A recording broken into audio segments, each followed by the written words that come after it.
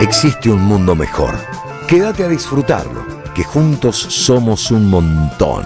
Y a este montón que juntos somos, porque si dejamos de estar juntos no somos más el mismo montón, le proponemos a partir de este momento nuestro cotidiano ejercicio de radio.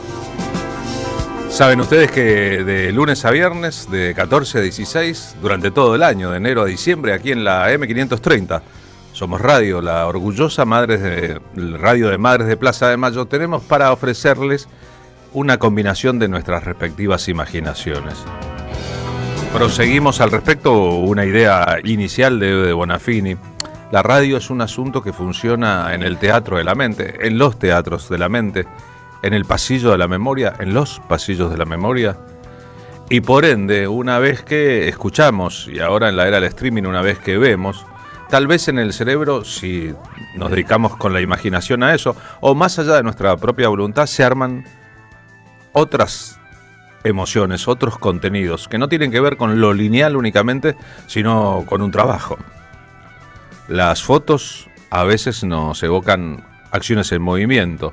Las acciones en movimiento o en silencio nos traen las voces. Las voces nos traen los perfumes, los aromas, los colores, y así tal vez un programa de radio o la radio pueda convertirse en una experiencia y no solamente en un asunto de una o dos dimensiones, que de asuntos chatos y de pocas dimensiones estamos hasta la coronilla la mayoría de nosotros.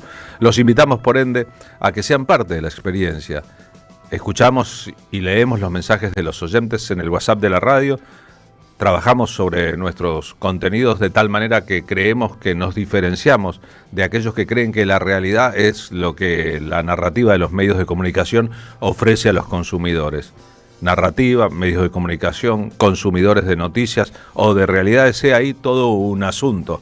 A descular en la era en que la tecnología ha cambiado, tal vez para siempre, los modos de comunicación, en que los diarios y revistas son casi que objetos de un pasado a lo mejor hermoso, pero un pasado en que lo electrónico y lo tecnológico se combinan para nuevas formas que en rigor no hacen más que propiciar que la dialéctica del amo y el esclavo se haya renovado, pero no haya cambiado en el fondo. Así que si queremos, si estamos todos dispuestos, nos ponemos en la marcha. La pasajera de la lluvia, Marina Glesser, ¿qué dice esta tarde? ¿Cómo va, Carlos? Hoy están asumiendo nuevos legisladores y voy a felicitar a los legisladores por cada electos. Así que es martes 9 de diciembre, hace un año que falleció Héctor Pedro Recalde. Hoy entró al Senado y también supongo que a la Cámara Baja el anteproyecto de la reforma laboral, flexibilización, para los que conocemos que esto no es más que un cover de los 90. Así que en este día lluvioso, pringoso, bastante húmedo, que me enrula peor el pelo, vamos adelante con este hermoso programa que es como dice la promo, una especie de limbo en una tarde medio gris como la de hoy. Pongámosle un bálsamo, ¿no? Porque el limbo es la precuela del infierno, si uno lo piensa un poco. Y un bálsamo nos parece algo calmador. Ahora yo no quiero que estemos calmos, quiero que estemos tranquilos, pero ¿quién podría estar en calma en medio de un temporal? Sin embargo, creemos esto. Hay muchas realidades en la realidad y a veces el punto de vista desde el cual se narra es central. Hoy es 9 de diciembre. Hace 40 años en la Argentina concluía un proceso histórico que el oficialismo de entonces, el radicalismo, llamó el juicio a las juntas. Técnicamente tal vez era el final de la dictadura militar 1976-1983. Saben ustedes que antes de la asunción presidencial, el 10 de diciembre de 1983, en campaña, el radical progresista Raúl Alfonsín había anunciado que de ser electo haría juicio a las juntas. En tanto, el candidato del peronismo de entonces, ítalo-argentino Luder, que había sido funcionario del gobierno de Isabel Martínez de Perón, no había dicho que habría juicio a las juntas. En una maniobra estratégica de alto valor de impacto, antes de la votación del 30 de octubre, el radicalismo de entonces, con sus aliados, anunció un pacto entre el gremialismo, la conducción del peronismo de entonces y los militares para que hubiera impunidad en el futuro. Tal vez eso decidió el triunfo electoral del 30 de octubre y la asunción del 10 de diciembre. Apenas asumió, Raúl Alfonsín tenía ya, obviamente, un proyecto acabado al respecto. facilitó la creación de la CONADEP, Comisión Nacional de la Memoria de la Argentina, a efectos de llevar adelante una investigación que generó un documento llamado el Nunca Más. Esa investigación fue larga, que permitió el juicio a las juntas. Ahora, ¿a quiénes se juzgó? Se juzgó a 9 de los 10 comandantes de las 3 primeras dictaduras militares. La última etapa de la dictadura militar no fue juzgada, tal vez porque ese gobierno, el final, que había intentado antes una autoamnistía, tenía todavía una cierta influencia sobre el Estado. Quizás porque en los últimos meses de la dictadura no se cometieron asesinatos con responsabilidad del Estado. No lo sabemos. Y no se juzgó a los responsables de Malvinas. Eso vendría en un proceso aparte. Como quiera que fuese, fue un hecho histórico para cualquier sociedad del mundo. En ningún otro país un gobierno democrático había procedido a juzgar con el peso específico del respaldo popular y de los organismos de derechos humanos a los responsables de dictaduras anteriores. No lo hizo España con el franquismo, 37 años de franquismo. No lo hizo Paraguay con Stroessner y los suyos, más de 3 décadas. No lo hizo Chile con Augusto Pinochet. No lo hizo Grecia con la dictadura de los coroneles. No lo pudo hacer en ese modo la revolución cubana ni la revolución nicaragüense. Ya porque se escaparon, ya porque tenían todavía poderes residuales, ya porque se pasó a otra etapa. No lo hizo Nelson Mandela en Sudáfrica después. Argentina, responsables del holocausto nazi, pero la comparación es perezosa. Acá se trataba de un gobierno democrático que no había ganado por la fuerza una guerra y que no tenía vencido a su enemigo, sino que tenía un enemigo que estaba bastante vivo. Eso propició luego un clima de época que, con los levantamientos armados carapintadas, Rico y Zeneldín, pero expresando un sector importante del ejército, que pedía ser reconocido por Malvinas y que cesaran los procesos, vinieron la obediencia debida y el punto final. Es decir, se juzgó a los principales responsables y luego se paró la cadena. Y se creó desde el propio radicalismo, el ministro Trócoli, el ministro del Interior, Antonio Trócoli fue el expresor, el que expresó eso en público, lo que luego se llamaría la teoría de los 2 demonios, una justificación de la conducta de los militares diciendo que había organizaciones armadas antes que habían planteado una guerra al Estado. Esa guerra, como sabemos, nunca existió, no eran fuerzas paralelas. El poder del Estado, la contundencia del uso de los recursos económicos y fácticos del Estado, aniquiló la resistencia armada muy tempranamente, y lo que sucedió fue un ballet monstruoso en la Argentina que incluyó la apropiación de niños, hecho que no se registró en ningún país, en ninguna circunstancia, en ninguna guerra y nunca antes en la historia. Acá había un plan establecido que los militares llevaron adelante con mucha conciencia y que incluía responsabilidades que no solo eran las de las cúpulas. Estos procesos de seguir juzgando la cadena de mandos y otros responsables se activarían recién en el siglo XXI, con la llegada de Néstor Kirchner al poder. En aquel gobierno, y luego con Carlos Saúl I de Anillaco, que ya saben ustedes, indultó a los genocidas y detuvo los procesos de memoria y dividió a los organismos de derechos humanos, ofreciendo recompensas por las vidas, etcétera, etcétera. Eso resultaba imposible. Las madres de Plaza de Mayo no estuvieron de acuerdo con la teoría que llevó al juzgamiento de solo los principales. Es más, las madres de Plaza de Mayo eran vistas en general como enemigas del gobierno radical. Las madres creían, como otros organismos de derechos humanos, que si Alfonsín había podido ganar las elecciones prometiendo juicio a los comandantes, era porque desde el 77 los organismos de derechos humanos venían denunciando lo que ocurría, porque habían puesto el cuerpo en la calle y la tesitura merecía no solo el respeto, sino ser incluida. Eso no ocurrió. De hecho, a las madres no las dejaron entrar con el pañuelo de madres al lugar, y una vez que Eve se puso hubo un escándalo al respecto. Por lo cual, el recuerdo que la sociedad tiene y el que tienen los organismos de derechos humanos no necesariamente es equivalente. Nosotros, que no tenemos la posición de uno ni de otro y que podemos mirar el contexto de todo, con todo respeto a todas las posiciones, creemos que es un hecho histórico, un hecho muy importante de la historia argentina. Cada uno contará al respecto lo que quiera, pero es un hecho muy importante. León Gieco había grabado una canción en El País de la Libertad, lejos y hace tiempo, cuando El País de la Libertad era una ironía. Era la dictadura militar anterior.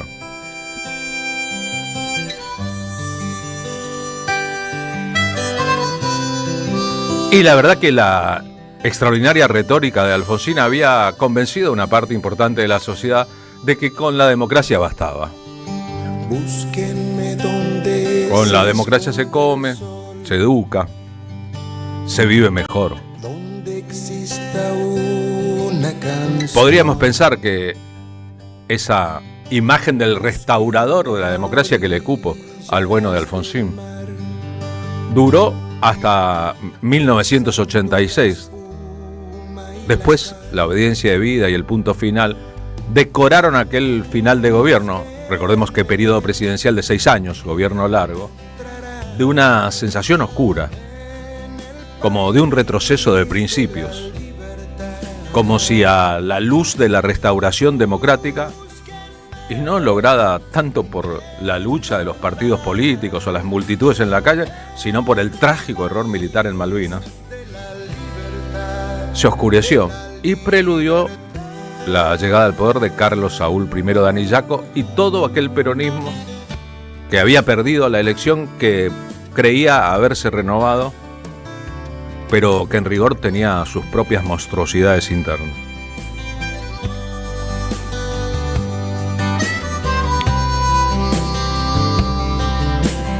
Saben que en 1980, como representante de la lucha argentina por los derechos humanos, Adolfo Pérez Esquivel, arquitecto titular de la CERPAJ, una organización de derechos humanos muy vinculada a la Iglesia Católica en la Argentina, a los sectores más progresistas de la Iglesia Católica, había obtenido el Premio Nobel de la Paz. La decisión de la Academia fue premiar la lucha de derechos humanos en la Argentina. Eve de Bonafini cuenta en el libro con Demetrio Iramaín que ella había recibido primero la llamada para que el premio fuera para su persona y que lo declinó diciendo: el premio tiene que ser colectivo, premien a las madres, no me premien a mí porque las madres somos una organización, no una persona. Hasta ahí y hasta hoy eso no había ocurrido nunca, siempre el premio se corporiza en un ser humano, le respondieron. Así fue que Adolfo Pérez Esquivel recibió el premio y Eve estuvo sentada en el momento de la entrega en el norte de Europa. Es interesante también ese asunto. Dos modelos de lucha, la lucha parece ser una sola, tal vez sea una sola, por los derechos humanos. En este extraordinario momento, dentro del programa de televisión de las Madres de Plaza de Mayo, en los medios públicos, cuando los medios públicos eran los medios públicos, van a conversar sobre aquel asunto Pérez Esquivel y Eve de Bonafini. Pérez Esquivel dice: el juicio fue muy bueno. Eve dice: era todo muy condicionado, a nosotras no nos dejaban entrar. El juicio, de todos modos, a pesar de las dificultades que tuvo, fue muy bueno. Y fue muy bueno por una razón. Primero, que la mayoría de los crímenes de lesa humanidad fueron siempre tribunales ad hoc. El caso de Nuremberg, como dicen los alemanes, ¿no? El caso de Tokio y otros tribunales fueron ad hoc. Se constituyeron especialmente para esa situación. Aquí en Argentina la diferencia es que la justicia federal, la justicia ordinaria, asume la responsabilidad de los juicios de crímenes de lesa humanidad. Los militares no estaban presentes, no se podía, era todo en silencio, no se escuchaban las voces, no podía salir por la tele, no podía salir por la radio, era todo muy condicionado. No teníamos entrada a todas las madres, daban una entrada, o sea que era todo muy, muy acomodado, muy prolijito. Así que las madres protestamos mucho, ¿no? Porque, y bueno, cuando salieron las condenas que fueron tan pobres, nos levantamos del juicio y nos fuimos porque pensamos que había sido como una burla, ¿no? Hay que valorarlo. Hay que valorarlo dentro del gobierno de Alfonsín. No tenemos que dejar a un lado que Alfonsín fue víctima de muchísimas presiones de los militares, de empresarios y también de partidos políticos. Un momento muy interesante, porque es una conversación civilizada entre dos personas que respecto a un mismo tema, y supongamos que yendo hacia los mismos objetivos, tienen dos puntualizaciones diferentes. Jorge Rafael Videla, Orlando Ramón Agosti, Emilio Eduardo Macera, Roberto Eduardo Viola, Omar Grafiña, Armando Lambruschini, Leopoldo Fortunato Galtieri, como titular de la Junta y no por la Guerra de Malvinas, Basilio Lamidoso y Jorge Anaya fueron los condenados. no fue acusado el general Cristino Nicolaides. El expediente fue el famoso expediente 13 de 1984. El tribunal estaba integrado por los jueces Jorge Torlasco, Ricardo Gil Lavedra, León Carlos Arlanián, Jorge Valerga Araos, Guillermo de Ledesma y Andrés D'Alessio. El fiscal fue el famoso Julio César Estracera, con quien colaboró el adjunto Luis Gabriel Moreno Campo. La probatoria era el informe Nunca Más, realizado por la Comisión Nacional de Desaparición de Personas, CONADEP, cuyo texto fue redactado por el escritor Ernesto Sábato. 5 de aquellos militares acusados fueron condenados a graves penas, otros 4 fueron absueltos. Videla y Macera fueron condenados a reclusión perpetua, con destitución, Viola a 17 años de prisión, Lambruschi a 8 y Agosti a 4 y 6 meses, todos con destitución. En cambio, por su responsabilidad en el exterminio fueron absueltos Grafiña, Galtieri, Lamidoso y Anaya.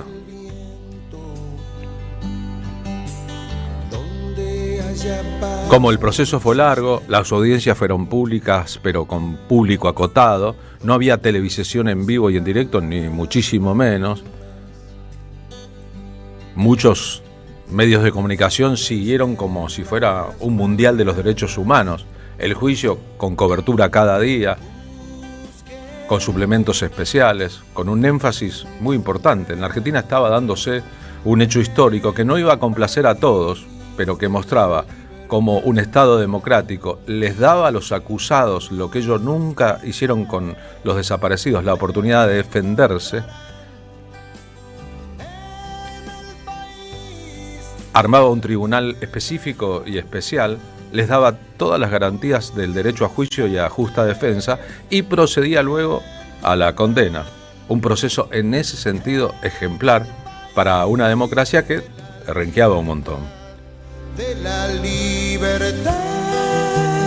Ahora, sobre el juicio a las juntas, la postura de la presidenta de Madres de Plaza de Mayo, la muy crítica de Bebe Bonafini.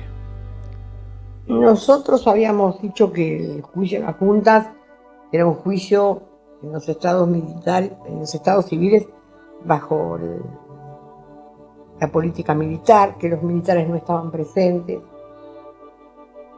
que era sin voz para que nadie supiera lo que decían, entonces era todo como una farsa, ¿no? No nos dejaban ir a todas juntas.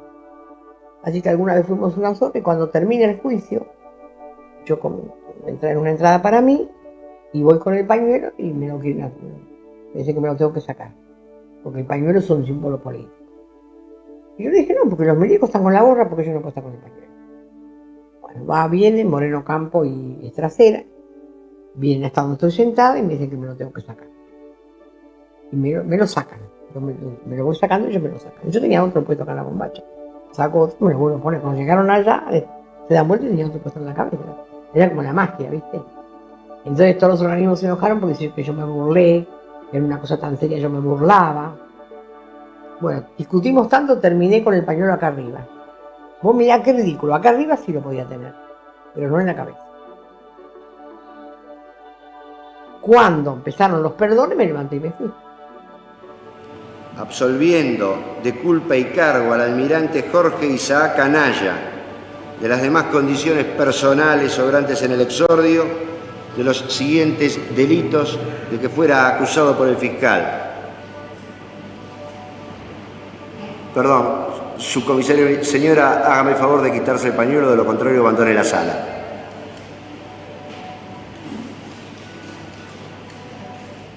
Y bueno, era el único símbolo político que condenaba.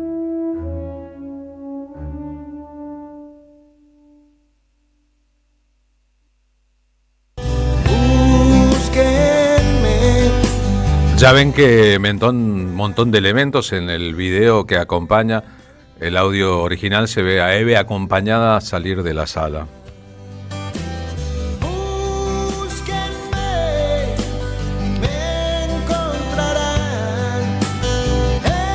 Tal vez por un asunto vinculado al optimismo de la voluntad, a la confianza en el futuro de la humanidad, tiendo a mirar el vaso lleno y no la parte vacía del vaso. Tiendo a pensar que este proceso fue muy importante, aunque no el definitivo. Y estoy completamente convencido de que fueron las movilizaciones populares y las luchas de los organismos los que cercaron a los militares saliendo del poder y potenciaron la posibilidad de que aquel gobierno radical mixto pudiera llevar adelante el proceso. Vimos después cómo todo eso parecía desmoronarse cuando Menem, que había tenido también su pacto con los militares al respecto, procedía de un plumazo, apenas asumió la presidencia de la Nación, a indultar a los genocidas. No cambiaba la condena, que es imprescriptible, no puede ser cambiada, pero aliviaba la pena, no tenían que cumplirlo. Y eso recién cambió después de 2003, es decir, hubo un proceso largo luego del juicio para que volvieran las conductas del Estado vinculadas a la memoria, a la verdad y a la justicia.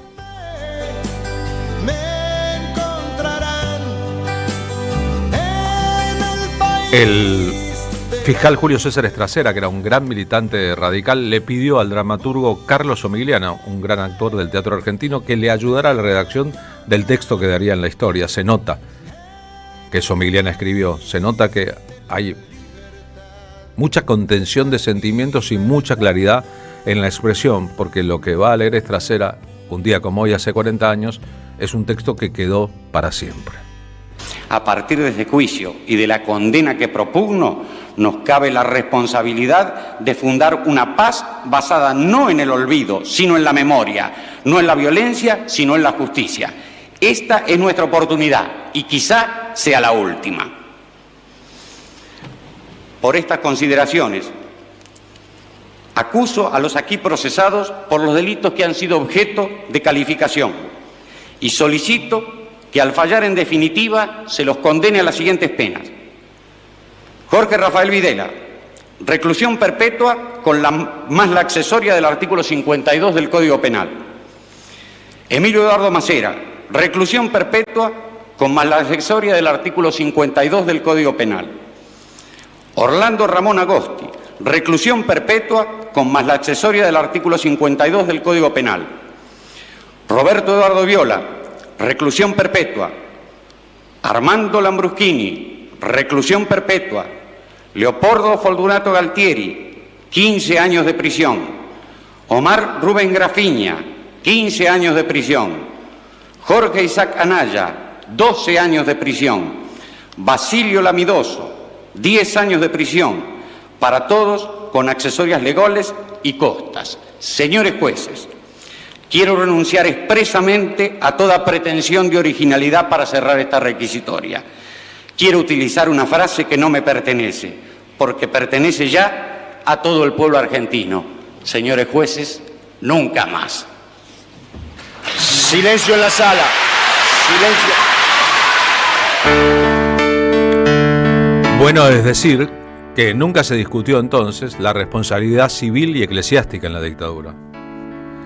Que fue mucho más fácil para la sociedad argentina condenar a Videla que condenar a los empresarios que lo pusieron en el poder, le sugirieron los planes económicos que llevó adelante José Alfredo Martínez de Hoz y que luego, ante el resultado de la dictadura en lo luctuoso, se persignaban, decían qué horror, iban a iglesia, se confesaban una parte de lo suyo y seguían haciendo negocios.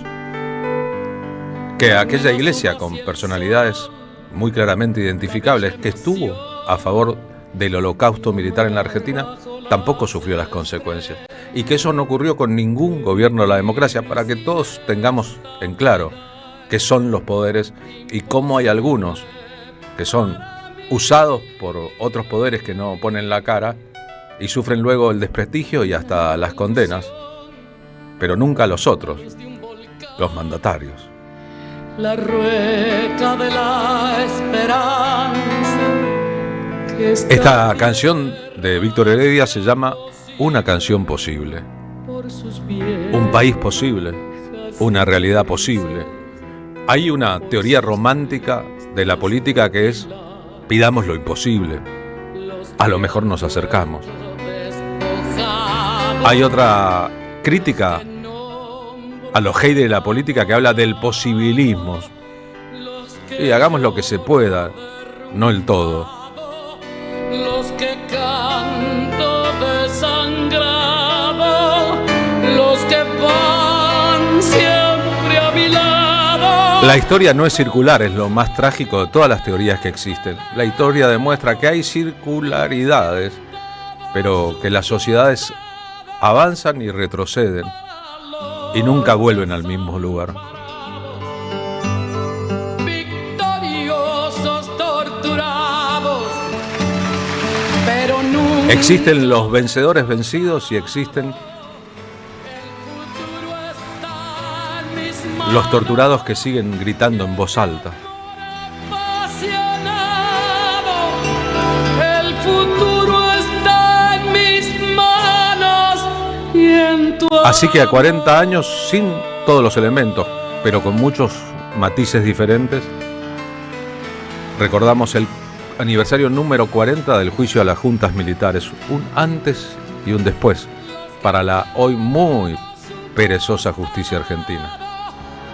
para los desamparados, victoriosos, torturados, pero nunca derrotados. El futuro está en mis manos y en mi amor apasionado. El futuro está en mis manos y en tu amor.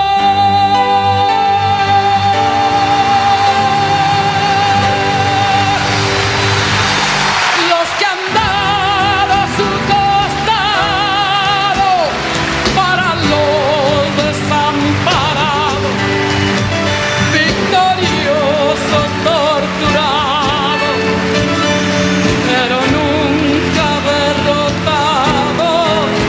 El futuro está en sus manos y en su amor apasionado.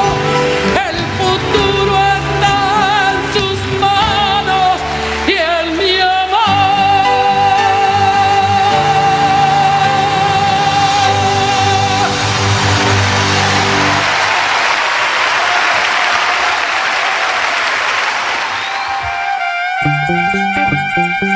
Carlos Polimeni en la tarde de la radio de las Madres de Plaza de Mayo. Y pregunto, Marina Glesser, más adelante en el programa... Vamos a hablar con Jimena Álvarez Cela. Presenta la segunda edición más íntima de su álbum Shima en el piano y con grandes artistas invitados. Shima es su primer disco solista, fue lanzado el 24 de marzo del 2023, en marzo del 2023, y fue producido junto a Tweety González. Cuenta con la participación de numerosos músicos como Sara Mamani, Facundo Guevara, Dizzy Espeche y Cris Alanís, y está en las plataformas digitales, así que va a venir Jimena Álvarez Cela, que se presenta el domingo 21 de diciembre a las 20 horas en la Casa de Lolita, que es en Humboldt 1784, acá en la ciudad autónoma de Buenos Aires. Hay una conferencia de prensa o una serie de anuncios del hoy superpoderoso ex vocero Adorni, ¿no? ¿Qué estará por anunciar? Nada bueno para nosotros seguramente. Más adelante Fabián Goldman en el móvil 2 de la M500 desde la Casa Rosada nos pondrá en autos. Mientras tanto les cuento que este jueves 11 de diciembre a las 21 en el Café Vinilo, que queda en San Cristóbal, se van a presentar en un espectáculo conjunto el multiinstrumentista tucumano Manu Sija y Lucas Dorado, que toca el vibráfono. Un dúo de vibráfono más Manu Sija, que canta, toca la guitarra, el violín y el bandoneón. Se conocieron lejos de la Argentina en un concierto en París. Pronto quedó claro que ambos compartían los mismos intereses, el mundo de la música argentina y el jazz, y entonces van a presentarse en este fin de año, 11 de diciembre, este jueves, en el Café Vinilo. Las entradas se consiguen a través de Alternativa Teatral.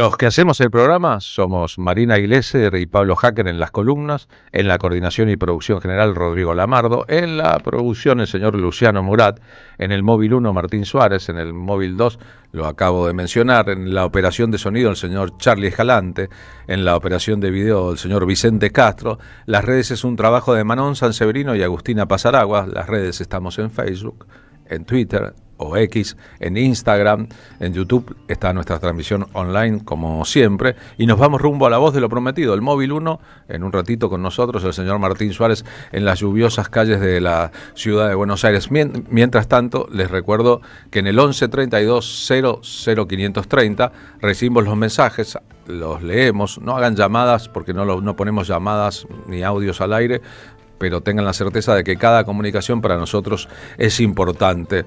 Se está viniendo el fin de año para hablar en correcto castellano, y quiero contarles que el 21, al empezar el verano, 21 de diciembre, haremos la penúltima función de este año de nuestro espectáculo de Radio Café Concert, titulado Desde el año 2023, antes de todo, la patria no se vende.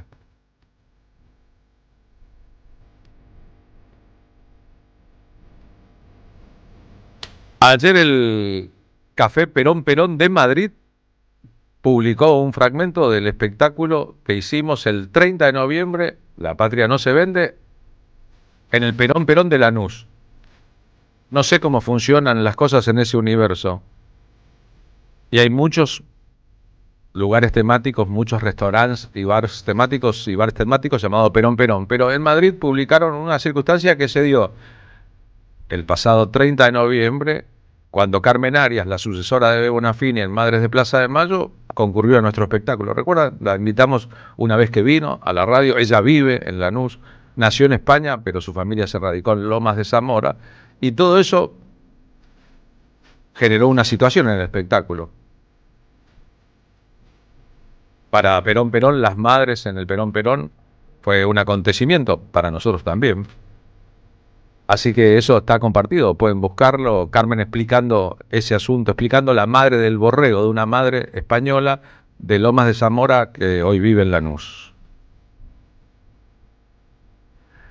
Pero el 21 de septiembre estaremos en Barracas, en el Club Atlético Luzuriaga. Ya hicimos un espectáculo ahí comiendo locro el 25 de mayo, ha pasado un tiempo, y este 21 nos toca, en una fecha clave, 20 y 21 de diciembre de 2001, hacer una función que evocará aquella poblada organizada que cambió para siempre la historia de la política en la Argentina. Que se vayan todos, que no quede ni uno solo, cantaban las calles de Buenos Aires, en que ahorristas, desocupados y trabajadores informales parecían parte de un todo.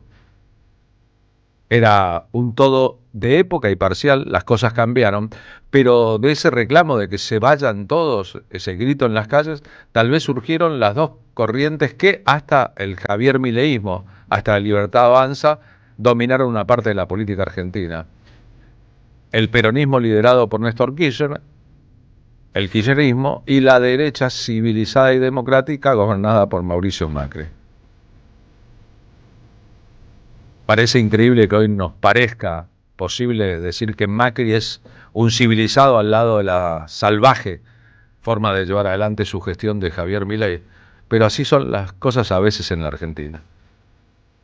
Las entradas para este 21, el espectáculo es al mediodía, se consiguen a través de Alternativa Teatral. Los esperamos a todos. La verdad que nos hemos dado el lujo durante todo el año de espectáculos repletos de público, dichosos nosotros y los que van a los espectáculos de combatir un ámbito en que nos sentimos compañeros y combativos.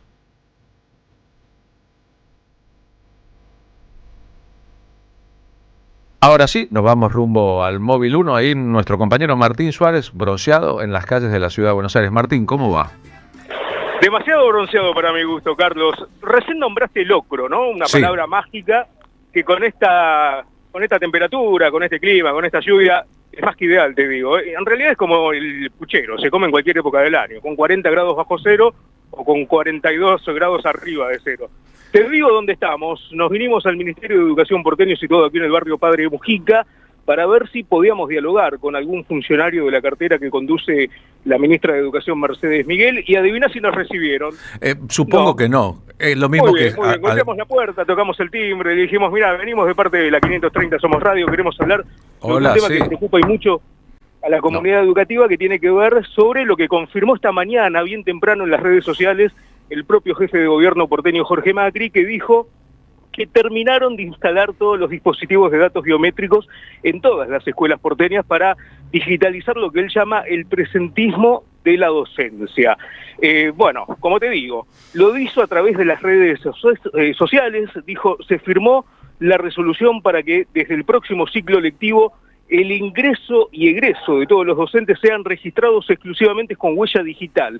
Esta medida, dijo el mandatario, tiene que ver con el plan Buenos Aires Aprende, que entre otras cosas, recordamos, tiene que ver también con el cierre de escuelas, con el cierre de salitas en jardines de infantes, la quita de materias, bueno, un sinfín de ajuste educativo que va de la mano con este control y hostigamiento también a la docencia. Precisamente es lo que vienen denunciando algunos gremios docentes de aquí de la ciudad de Buenos Aires, que es un plan sistemático de persecución a todos los maestros y maestras. Si te parece, escuchamos a Soledad Mosquera, que es la actual secretaria general de la Asociación Docente ADEMIS, que rechaza esta medida al señalar que el gobierno porteño gasta miles de millones de pesos en esta iniciativa cuando hay falta de presupuesto para infraestructura escolar. La escuchamos. Dale. Claramente es un intento de control, un intento de persecución hacia la docencia en un tema en el cual no había conflicto. O sea, el gobierno genera un conflicto y genera un enojo en la docencia en algo que no lo había, que es que nosotros acreditamos el presentismo firmando un libro de firma en cada una de las escuelas que está disponible. Pero además, el enojo también nace y parte de esto de que el gobierno destina presupuesto hacia la huella dactilar cuando falta en infraestructura escolar, cuando nuestros salarios están estancados, tenemos salarios de pobreza, cuando tenemos un hostigamiento y una persecución constante al momento de pedirnos nuestras licencias. El gobierno tercerizó la justificación de la licencia a una empresa que se llama Diens, que está en otras provincias del país también, y que viene sistemáticamente rebotando licencias a compañeras y compañeros. Bueno, es un ataque sistemático, toda la docencia de aquí de la ciudad de Buenos Aires.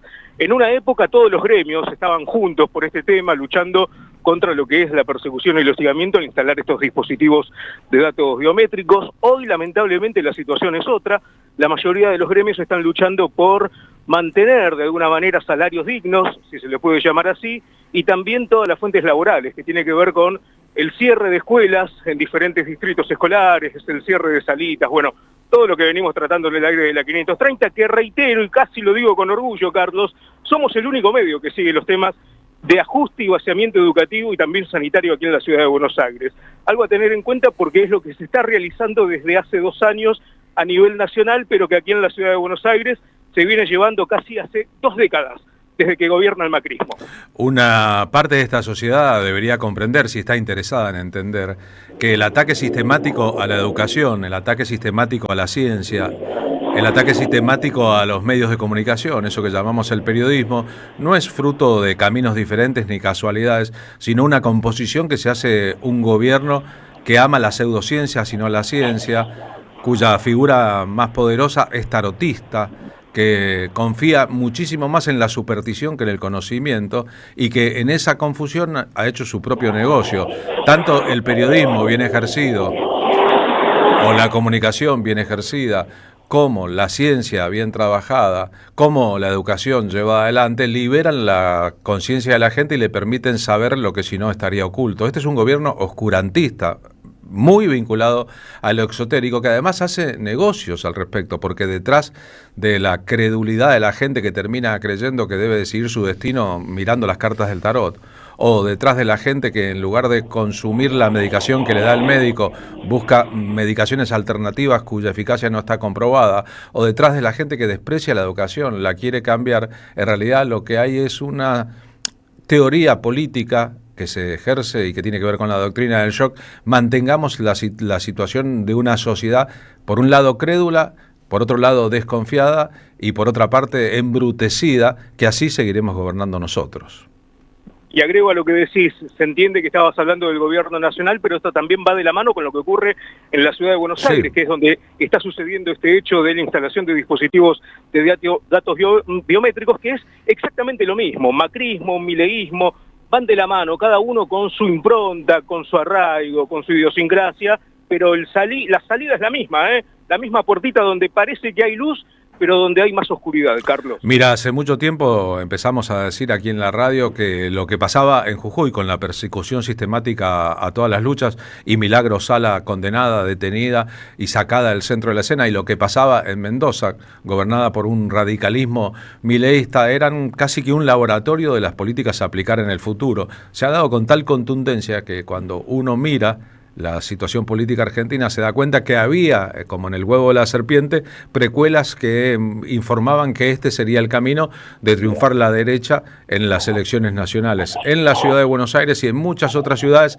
este combo de asuntos en muchas otras provincias se ve muy claramente con los matices de cada una de sus sociedades. Gracias por ayudarnos a pensarlo, Martín. Abrazo grande.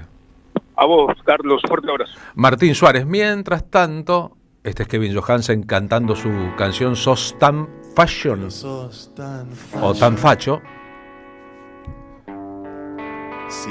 En el centro de la capital federal mucha gente se entretiene con un pino de Navidad gigantesco en la zona del Obelisco. Qué banda glam que tengo, Miren, un aplauso para los de Nada, la banda más glam del planeta. Mientras tanto, mucha gente piensa qué se va a poner para la fiesta. Mientras tanto, hay quienes tienen la posibilidad de estar planeando sus vacaciones. Y después vendrán las cifras de todas y cada una de estas encrucijadas para el resto. Siempre en buena compañía. Las cifras de todas las organizaciones que congregan a personas en la Argentina, de todas las organizaciones, sean ellas las organizaciones empresarias, las gremiales, las barriales, las vecinales, revelan un país en caída libre por las políticas económicas.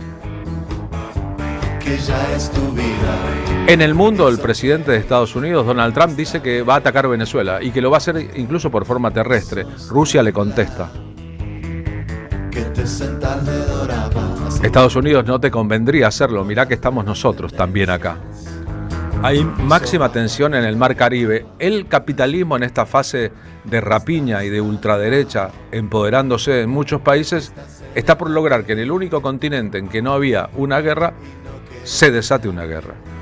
Y ahí te baje el topete. It's okay, está bien, está bien. ¿Vieron el modo en que una parte de la comunicación, reitero, no tiene nada que ver con lo improvisado? Es parte de un plan muy grande, solo que nadie te narra el plan maestro. Nos entretienen con lo fashion, con los premios, con la gente bien vestida, con los escándalos que crean para seguir perpetuando sus intereses. Y hoy eso se ve muy claramente. De la pobreza sistémica pocos hablan. Del manejo económico del presidente de la AFA hablan todos.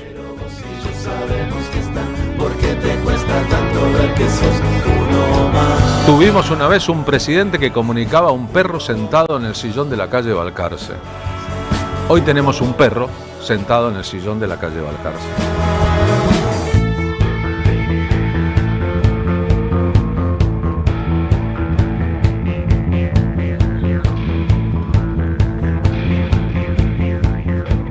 Sos tan facho, siempre de uniforme, haciendo tanto esfuerzo, tu voluntad es enorme. Auspician La Tarde con Carlos Polimeni.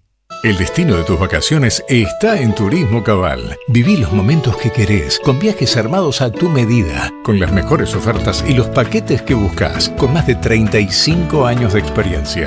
Entra en www.turismocabal.com.ar y encontrá las vacaciones que necesitas. Turismo Cabal, seguridad en viajes.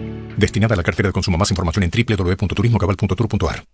La Municipalidad de Pehuajó sigue inaugurando obras Cierre del primer basural a cielo abierto de la provincia de Buenos Aires. Nuevo complejo ambiental. Jardín 919. Centro de Atención Temprana Dr. Ferreira. Complejo cultural. Nueva guardia del hospital. Más de nuevas 200 viviendas. Pehuajó. Gestión Pablo Javier Zurro. Vení a conocer la provincia de Buenos Aires. Turismo todo el año. Provincia Bonita, Argentina. Más información en buenosaires.tour.ar. Gobierno de la provincia de Buenos Aires. Yo voy a contar el tema de la batalla cultural. El presidente de la Nación habló de batalla cultural en el Foro Económico de Davos. Hay un 50% que tiene que ver con la batalla cultural. Pero es parte del cambio cultural, ¿no? Se solicita con suma urgencia sangre del tipo resistencia para la batalla cultural que se encuentra en terapia intensiva. ¿Qué es la batalla cultural? Cultura es la sonrisa. No dejes que nos venzan. La batalla contra las imposiciones culturales hegemónicas la libramos todos sumándonos al Club de Oyentes de Carlos Polimeni por una mínima contribución mensual. Obtené descuentos, promociones, beneficios, participá de sorteos y regalos. Entrá al Facebook del Club de Oyentes de Carlos Polimeni y seguí los pasos. Sumá, sumate, juntes en la misma sintonía. Club de Oyentes de Carlos Polimeni.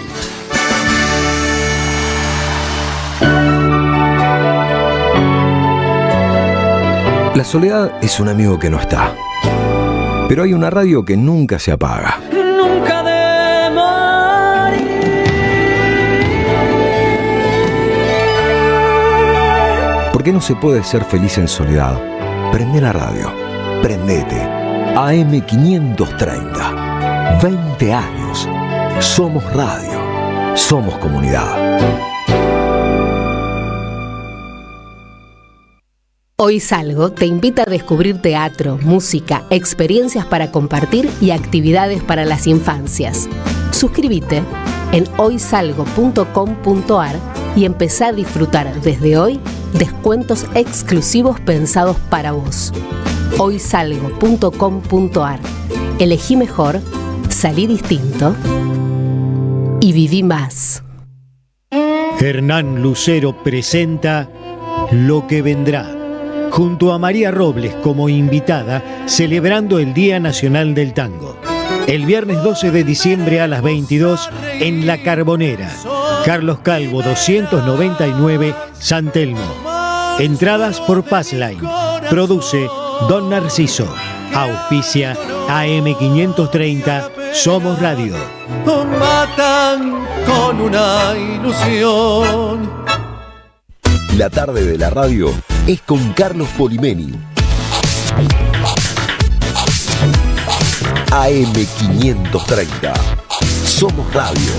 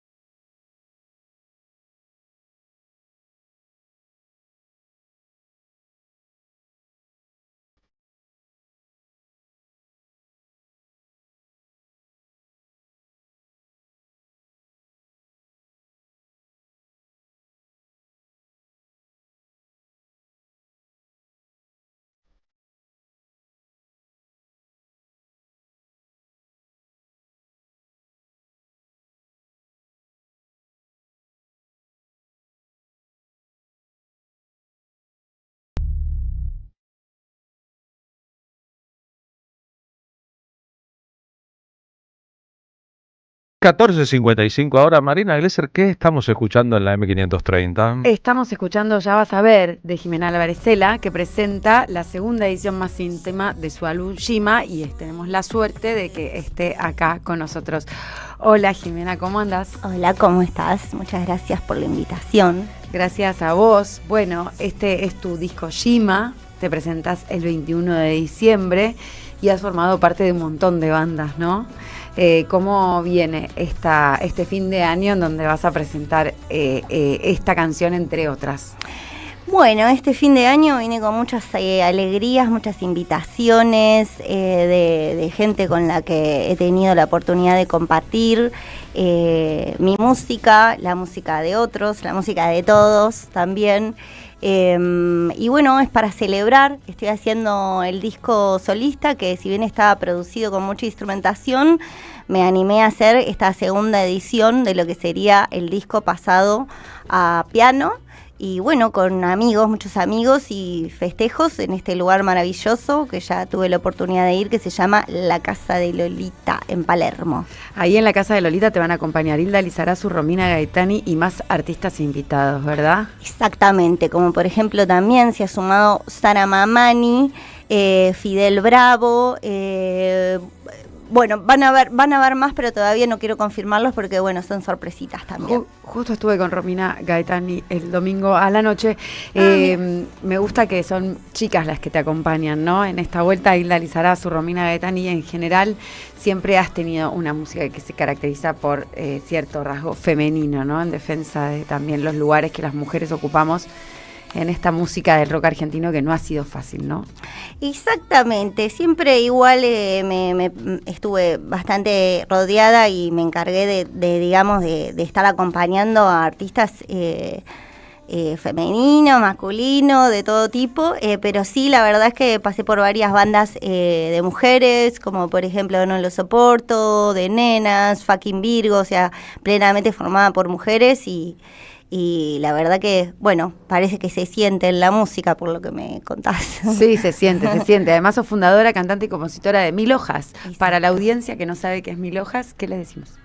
Mil Hojas fue la primera banda en donde compuse las primeras canciones, estuve 14 años. Luego con la pandemia hubo un pequeño parate y bueno, así es que surgió el disco solista de Shima en realidad, pero siempre con la oportunidad de volver, ¿no? Con Mil Hojas ahí siempre seguimos siendo amigos, pero es donde inicié mis primeras canciones y donde empecé a tocar por primera vez también y a cantar, ¿no? Ahí es donde cantaba y tocaba. Con Mil Hojas siempre. Exacto. Y a partir de pandemia nació Shima. Estamos hablando con Jimena Álvarez Cela. ¿Es Chela o Cela? Cela. ¿Te parece que ya que está la guitarra ahí, vos sos tecladista también, ¿no? Pero... Exacto, voy a hacerla, de hecho no me animé a traer el piano, pero podía haber sido, pero sí, algunas canciones en la guitarra también seguramente voy a hacer el día ese, pero con invitados pianistas. Por ejemplo, ahora me acabo de acordar una gran pianista que va a venir de invitada que se llama Laura Vázquez, también, que es una gran pianista del rock argentino para mí, que admiro mucho y es una gran influencia. La pianista que con Alina Gandini compartía el Circo Beat de Fito Páez el vivo durante 2 años. Hoy está tocando con Fernando Kabusaki, en general un repertorio más vinculado a Charly García. El disco lo produjo Tweety González. Exactamente, el señor Tweety González. Que en muchos momentos de la carrera de los años 80 de Fito Páez fue el secreto mejor guardado del propio Fito Páez. Es bueno hacer esas alianzas porque tiene que ver con una historia bastante profunda. Sí. Del rock argentino. Del rock argentino, justo iba a agregar esa frase yo, una historia bastante profunda del rock argentino. Así que, por suerte, como por el acompañamiento y la producción con el Tweety, es como mi gran aliado también. Qué bueno. Mi gran aliado. Así que bueno, voy a empezar a cantar una canción que se llama La Madrina. Gracias por el espacio. A vos.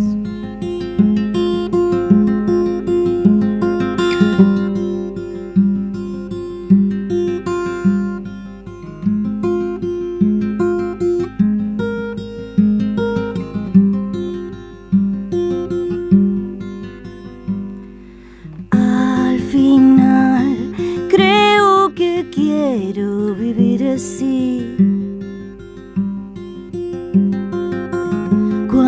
todo va tan lento que no te pega el viento. Al final creo que quiero seguir así. Yo podría ser feliz tan solo con recordarte. Al final creo que quiero vivir así. Cuando voy al centro de lo que quiero, ahora sí dame un beso y andate a tu casa. Avísale que no te vas a quedar. Ya sabes cómo es, si te imaginas lo que es dar y dar. Y ya.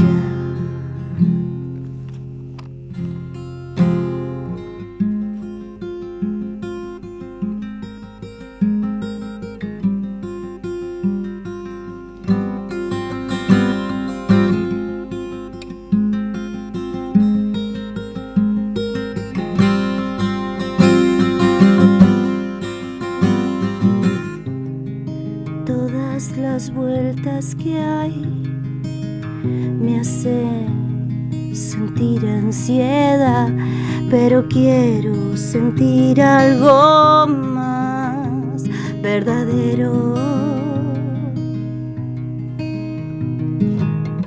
Clavar mirada y andar por la locura del temblor.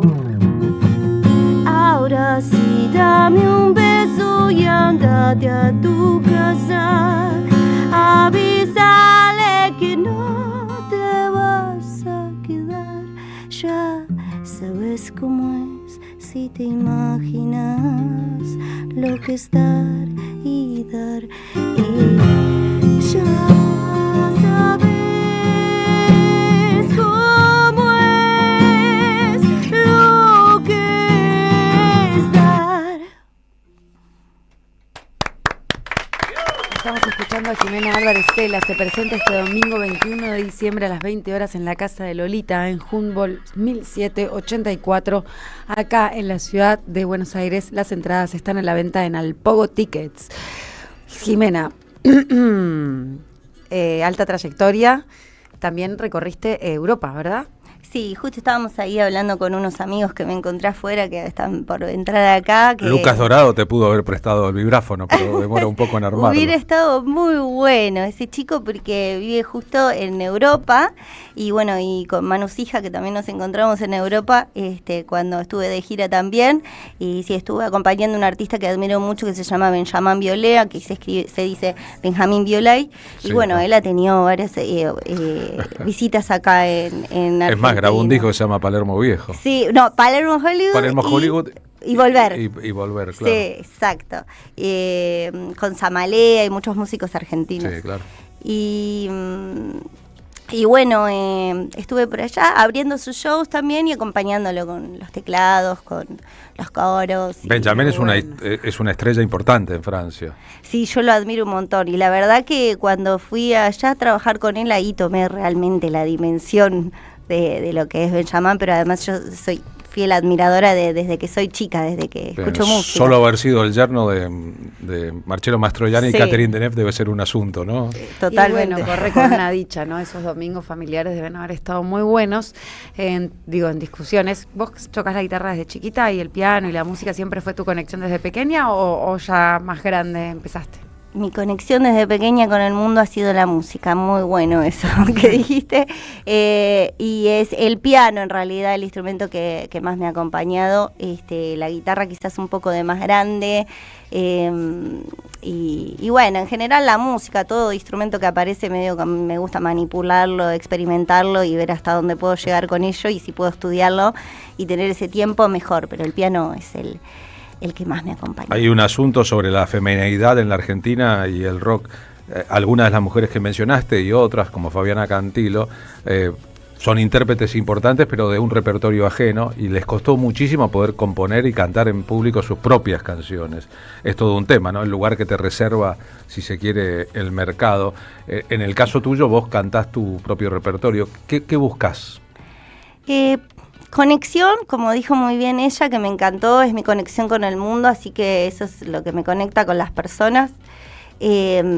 Pero sobre todo, más allá de la instrumentación que me atañe muchísimo, los paisajes musicales y todo lo que es producción y diseño sonoro, creo que lo más importante al final termina siendo el mensaje que uno quiere transmitirle a los demás, y sobre todo aquel mensaje que tiene que ver con la empatía en el mundo.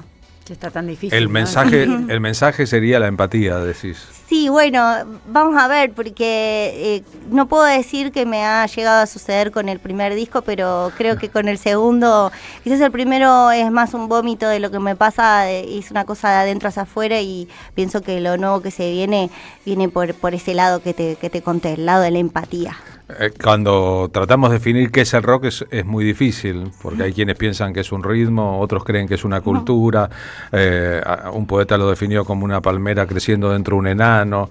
El rock tal vez sea un subproducto del caos de las ciudades, del cemento. En un mundo pastoral el rock tal vez no existiría, ni existiría la distorsión, ni la electricidad. Vos hablaste de un vómito, que es una de las posibilidades del rock, es sacar de adentro todo lo que se tiene que afuera, para afuera, y expulsarlo, y después que el otro se haga cargo. Es más el punk que el rock, ¿no? Claro, sí, yo pienso que es un estado de rebeldía total, en donde también aparece el mensaje y la empatía, por supuesto, porque tiene que ver con eso, ¿no? Como con conectar con los otros, no con solamente sacar de adentro para afuera, sino que haya unida y vuelta y generar también, la música tiene esto de generar un espacio mejor. Si es que en los espacios en donde te encontrás en este mundo no te sentís tan bien, la música sabe, digamos, ser tu mejor guarida.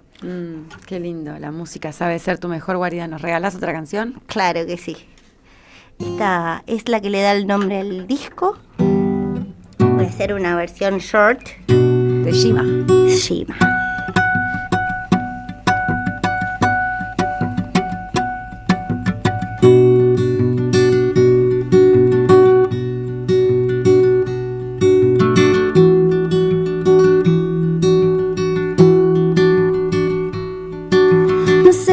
Cuánto más tiempo esperar ese momento.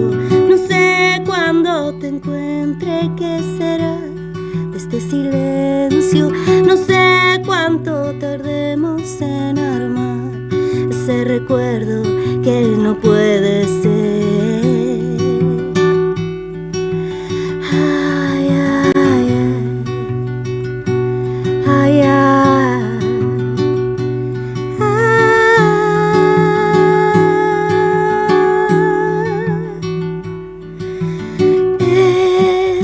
Lluvia despabilando, no, así.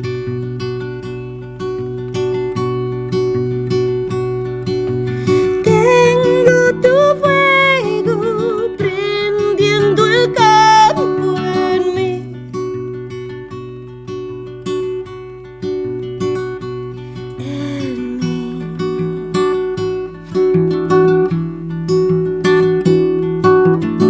Entre tus campos voy corriendo sobre el lava ardiente. El llanto apaga el fuego interno, nace la creciente. La luna guarda este secreto en su cuarto menguante. Al despertar se fui al ataque como la serpiente. Sé que los puños se cierran cuando la ira crece. Veo partida la tierra si el árbol no florece.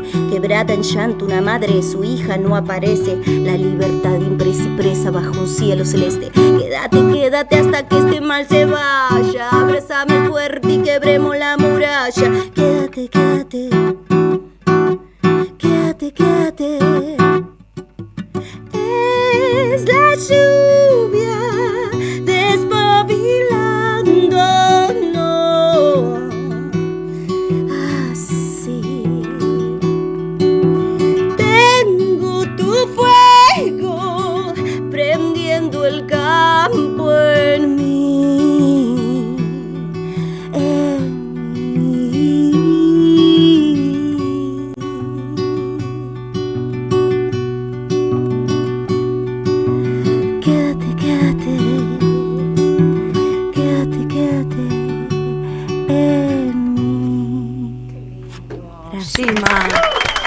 tema de Jimena Álvarez Cela, que se presenta, como dije, el domingo 21 de diciembre. Muy linda canción. ¿Qué significa Jima?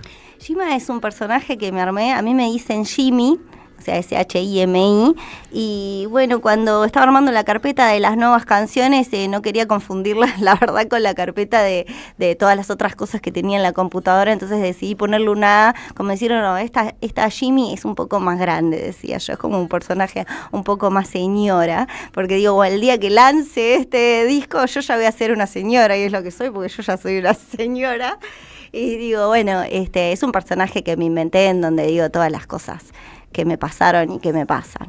Qué bueno, un canal expresivo. Un canal expresivo, por eso le dio ese nombre a esa canción, que fue con la que inicié el disco y fue la que, digamos, me abrió las puertas. Estás haciendo una transmisión en vivo por tu Instagram para los que te siguen. Exactamente, que los voy a mostrar a ustedes. Hola, gente que sigue a Jime, ¿cómo andan? Estamos aquí en el estudio principal de la M530. Gracias por haber venido, Jime. No, gracias a ustedes por este espacio y por escuchar con atención y por promocionar. Así que los espero a todos el 21 del 12 para compartir una noche especial de fin de año, vísperas de Navidad, y a disfrutar. Gracias. La empatía también se llama Palestina. 15 y 12 ahora.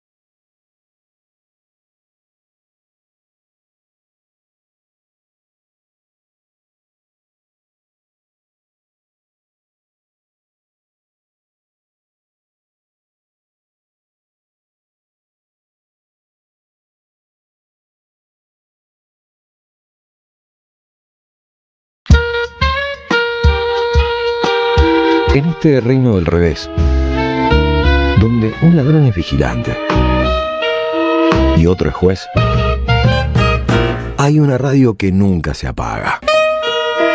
Prende la radio, prendete.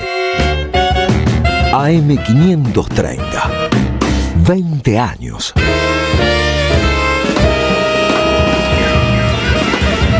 Somos radio, somos comunidad. En Santiago del Estero existe un lugar donde la naturaleza cura y renueva, donde el agua relaja y transforma. Termas de Río Hondo te invita a sumergirte en un paraíso termal, con aguas únicas en Sudamérica, conocidas por sus propiedades. Aquí, el descanso se convierte en experiencia y cada instante en un recuerdo inolvidable. Termas de Río Hondo, paisajes cálidos, aguas únicas, momentos tuyos. Gobierno de la provincia de Santiago del Estero. ¡Wow! ¿Cómo dices cuenta DNI? ¡Wow! ¿Que ahora tienes plazo fijo? ¡Wow! ¿Y que tienes una tasa especial? ¡Wow! Y eso hace que tu dinero crezca. ¡Wow! Y crezca. ¡Wow! Y crezca. ¡Wow! Pará, ese último wow no entendí. ¡Wow! ¡Ah! ¡Que crece! Cuenta DNI. Tu plazo fijo de Banco Provincia es realmente wow. ¡Wow! Conoce más en bancoprovincia.com.ar. Colección Tapas que hicieron historia presenta su octavo libro.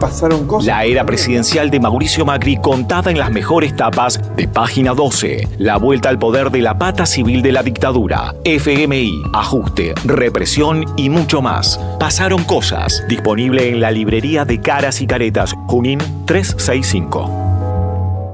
El sabor que te acompaña es Café Bantú. El aroma en la mañana de Café Bantú. Bantú. Tronador, agua mineral, botellones y dispensers para el hogar y la oficina. Hacé tu pedido al 4201-2627 o mandanos un mail a info@aguatronador.com.ar. Tronador, agua de mesa envasada. 12 de octubre 632 en Avellaneda. Seguí a la Cámara de Diputados de la Provincia de Buenos Aires a través de sus redes sociales y entérate de todas las actividades legislativas en Instagram y Facebook como @diputadosBA y en Twitter como HCDiputadosBA. Vení a conocer la provincia de Buenos Aires. Turismo todo el año. Provincia bonita Argentina. Más información en buenosaires.tour.ar. Gobierno de la Provincia de Buenos Aires. Te esperamos en el Centro Cultural de la Cooperación Floreal Gorini para disfrutar de teatro, danza, música, espectáculos para las infancias, conferencias y presentaciones. Podés compartir un rico café o leer un buen libro en la calidez de nuestra planta baja. Recorre nuestra agenda en www.centrocultural.coop y seguinos en las redes sociales. Comprando las entradas con tarjeta Cabal Crédito o Débito accedes a un 50% de descuento. Centro Cultural de la Cooperación Floreal Gorini, Avenida Corrientes 1543, Ciudad de Buenos Aires. Una experiencia cultural y cooperativa.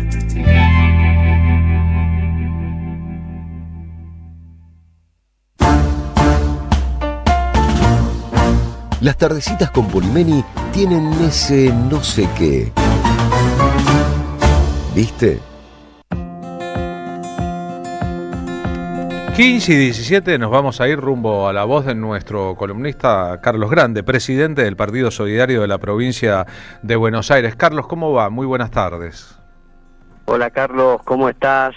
Bueno, espero que te encuentres bien, que nuestra audiencia también esté bien. Y hoy quería hacer la columna pensando precisamente con la audiencia cómo en estos 2 años el gobierno de Milei en algunas cosas profundiza, pero en otras va generando algunos cambios en su pensamiento, ¿no? Mañana será 10 de diciembre y se cumplen 42 años de aquella fiesta en la que el Alfonsín de 1983, y con esa primavera participativa de un pueblo que se debatía en la sociedad que quería construir luego del oscuro terrorismo de Estado impuesto por la dictadura, vemos hoy que a 42 años de aquel momento, algunas cosas en referencia a estos 2 últimos años, en particular los del gobierno de Milei, algunas cosas van cambiando. ¿Por qué? Digo, porque la actitud que Milei tuvo con respecto al Congreso cuando asumió, no sé si te acordás, Carlos, asumió y dio un discurso a espaldas del Congreso, que en realidad es a espaldas de los representantes del pueblo, de los representantes de las provincias, ¿no? Y hoy está presente en la jura de esa nueva composición, pasando del desprecio, pasando de acusar al Congreso de un nido de ratas, a verlo como una herramienta más del poder, el poder democrático, nosotros decimos, pero él solamente como un espacio para poder alinear a esos diputados a las políticas del oficialismo, ¿no? ¿Cuáles son esas políticas? Bueno, las que pretenden seguir sacándonos los recursos naturales, las que pretenden intervenir en la soberanía nacional.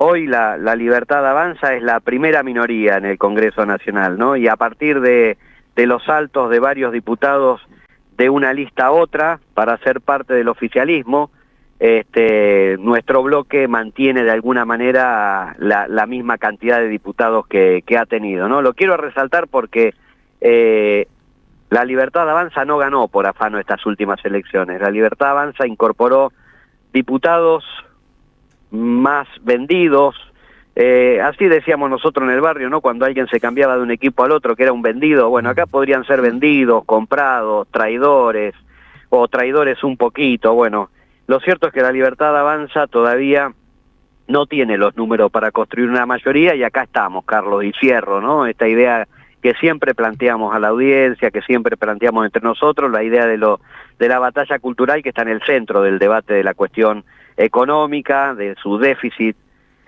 comercial y fiscal, y entendiendo que estamos en un país con recesión, esa recesión crece, que cada vez hay más despido, que cada vez hay más cierre de pequeñas empresas y también de las grandes, pero aún hay que seguir pensando en que hay posibilidades. Hoy, de hecho, hay un paro de ATE a estas políticas del gobierno, al no a la reforma laboral que plantean. Y creo que, como suele decir nuestro presidente del Partido Solidario, Carlos Heller, hay una resistencia de los ajustados frente al poder real. Pero bueno, es cierto que sigue la disputa entre los dos modelos. Este modelo que quiere permanecer y seguir ajustando, y el otro, ¿no? El nuestro, el que promueve mejor distribución del ingreso, el que promueve la protección de la industria nacional, la defensa de la soberanía, y por sobre todo, y para toda nuestra población, seguir teniendo más y mejores derechos, Carlos. Respecto a eso que mencionaste recién, el concepto de la batalla cultural, siempre pienso que aquello que Gramsci escribió preso en las mazmorras de Mussolini en los años 20 fue mejor leído en el correr de la historia, ya que fue una obra que durante mucho tiempo estuvo oculta a los ojos masivos, fue a parar en cuadernos a la Unión Soviética, se publicó más tarde, fue leída mucho mejor luego del final de la Segunda Guerra Mundial por Estados Unidos, que desenrajó una verdadera batalla cultural, la encabezó utilizando sus medios de comunicación, todos, desde la radio y la televisión al cine y la industria audiovisual, pasando por la industria editorial y las artes plásticas, pero sin mencionar la palabra. La izquierda, el progresismo, el peronismo, tardó muchísimo en darse cuenta de que había una batalla cultural y que se estaba perdiendo. Hoy en la Argentina se ha repetido el mismo parámetro, la ultraderecha y la derecha, que ya no solo pronuncian el concepto de batalla cultural, sino que han emprendido batallas culturales en muchos aspectos, para la sorpresa de los que creían que las batallas culturales eran mías, solo mías, o negaban que existiesen. Bien, yo haría de eso una pequeña síntesis, ¿no? Ellos han logrado que una pequeña minoría, los intereses de una pequeña minoría se transformen en los intereses de la mayoría, ¿no? Claro. Y esa complejidad para nosotros, haber hecho una lectura tardía de ese clásico de Gramsci, Los cuadernos de la cárcel, creo que, bueno, nos tiene que dar la posibilidad de poder no solamente leerlos nuevamente, sino ponerlos en el nuevo contexto de las nuevas derechas y de este nuevo modo de existencia que creo que la pospandemia nos está interpelando todo el tiempo, ¿no? Sin lugar a dudas. Gracias, Carlos. No, por favor, abrazo grande y saludo a nuestra audiencia. Carlos Grande, columnista del programa, ayudándonos a pensar en la dinámica de las cosas. Nos vamos rumbo a la Casa Rosada, ahora en el móvil 2 de la M530, nuestro compañero Fabián Waldman. ¿Qué pasó? ¿Hubo conferencia de prensa de Adorno? No hubo conferencia. ¿Qué tal? Buenas tardes, Carlos. Buenas tardes a la audiencia de Radio Madres. No hubo conferencia de prensa de Adorno, como vos dijiste. La prometió para mañana, miércoles 10, en el segundo aniversario del inicio del gobierno de Javier Milei. Por eso puso ya el pie en el anticipo de lo que será a las 11 de la mañana, lo que de alguna manera va a brindar en el anuncio de hoy, que fue el final del Consejo de Mayo, Carlos. Un Consejo de Mayo reunido en 6 oportunidades, que tuvo fundamentalmente una escucha para empeorar la situación de los argentinos. Allí estuvieron el gobernador Alfredo Cornejo, la titular de la banca por la UCR Rosarina de Santa Fecina, Carolina Lazada, el titular del bloque del PRO, Cristian Ritondo, la presencia también de Martín Rapalini, de la UIA y de la CGT, que estuvo presente en 5 reuniones, y el inefable ministro de Modernización y creador en la mayoría de los casos de todas las propuestas. El repaso que hizo Adorni de estos proyectos que llegan al Congreso, salvo un par que no tienen lugar ahora, que son la reforma educativa y otro ligado también a lo que tiene que ver con cuestiones de coparticipación y fiscales, pero está claro que el gobierno avanzó con su propuesta, y la ausencia de la CGT en la jornada de hoy puso en evidencia de alguna manera lo que viene aconteciendo. Te doy únicamente 3, si querés, 3 de las escueto resumen que realizó Adorni cuando hizo la introducción, en la eliminación de los subsidios a las... Uy, se cortó. Uy, qué lástima, porque estaba interesantísimo. Se cortó la comunicación con Fabián Waldman desde la Casa Rosada. Estaba detallando 3 de los puntos que Manuel Adorni en su conferencia de prensa, previa a la conferencia de prensa, en su anuncio tras la reunión del grupo, había formulado. Te escuchamos de vuelta, Fabián. Ok. Pensé lo que estaba relatando de alguna manera, no sé dónde me perdieron. Empezá por el punto 1 de vuelta. Ok, hizo un resumen Manuel Adorni de lo que es este accionar del Consejo de Mayo, y en ese sentido marcó 2 o 3 puntos que me vienen ahora rápido. Tienen que ver, por un lado, la eliminación, por ejemplo, de las zonas frías, la desaparición, la propuesta de la ley de Máximo Kirchner que protegía aquellas zonas que habían sido incendiadas para impedir su utilización para otro tipo de cuestión que no fuese árboles durante 30 o 60 años.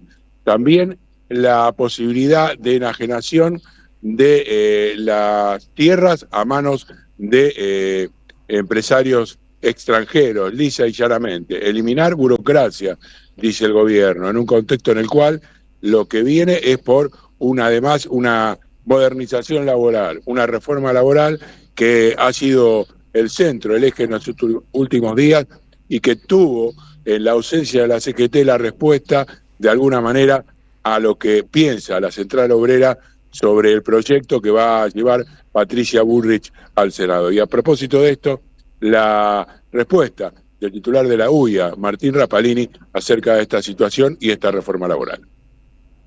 Los puntos más salientes fue lo que anunció el jefe de gabinete Adorni. Seguramente hoy antes de la tardecita va a estar presentado como queda el proyecto de modernización.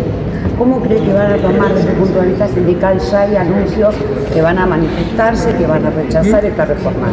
Espero que entiendan que tenemos que sumar al mercado laboral y formalizar muchísimo más gente, que no es en contra de nadie, sino a favor de mucha gente que hoy no puede integrar un trabajo formal, y que dé las posibilidades a las pymes y a las empresas de poder tomar personal sin tener terror o miedo a los juicios. ¿No es antisindical la reforma que presentan? A ver, ni antisindical ni proempresarial, tiene que ser pro empleado en blanco en la Argentina. Y me parece que eso lo logra. Seguramente tendremos discusión y se podrá mejorar. Toda ley es mejorable. En los 90 esto no funcionó. Durante el gobierno de Menem no anduvo. O sea, todo lo contrario, hubo más informalidad y llegamos al 2000 con lo que pasó. Bueno, después vino el kirchnerismo, destruyó todo y terminamos con el 52% de pobreza.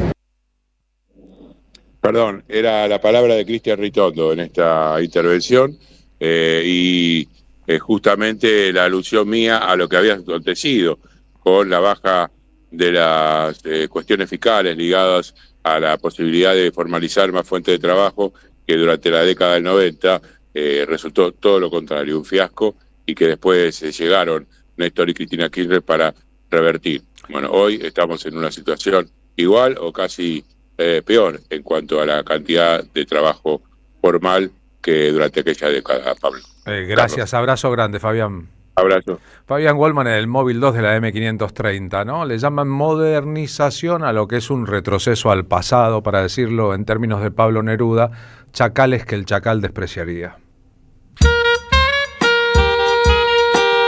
En este reino del revés, donde un ladrón es vigilante y otro es juez, hay una radio que nunca se apaga. Prende la radio, prendete. AM530, 20 años.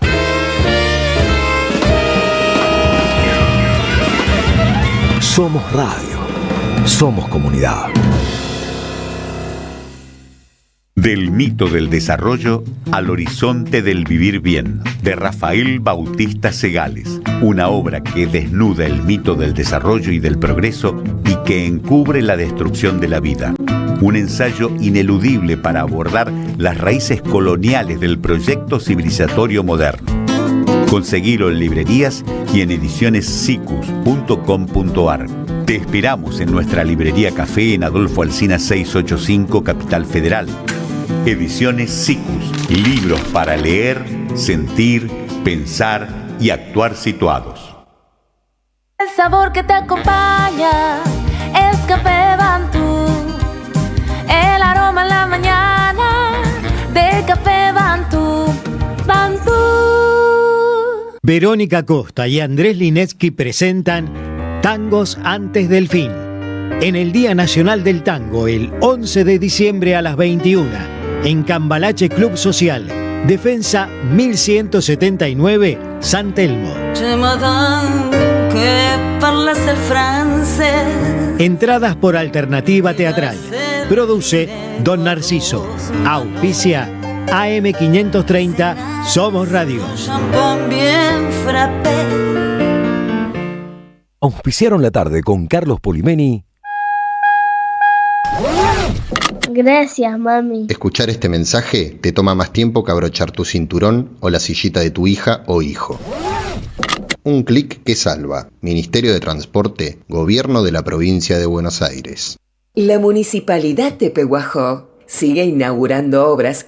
Cierre del primer basural a cielo abierto de la provincia de Buenos Aires. Nuevo complejo ambiental. Jardín 919. Centro de Atención Temprana Dr. Ferreira. Complejo cultural. Nueva guardia del hospital. Más de nuevas 200 viviendas.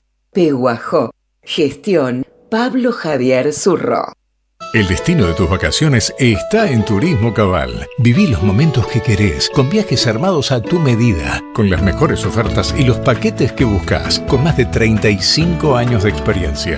Entra en www.turismocabal.com.ar y encontrá las vacaciones que necesitas. Turismo Cabal, seguridad en viajes. Destinada a la cartera de consumo. Más información en www.turismocabal.tour.ar. La utopía es una isla lejana. No llegaremos nunca hasta ahí.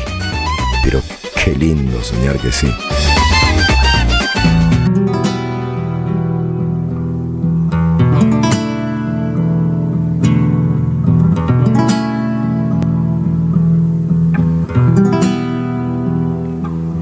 Sol, mar, guitarra de medianoche.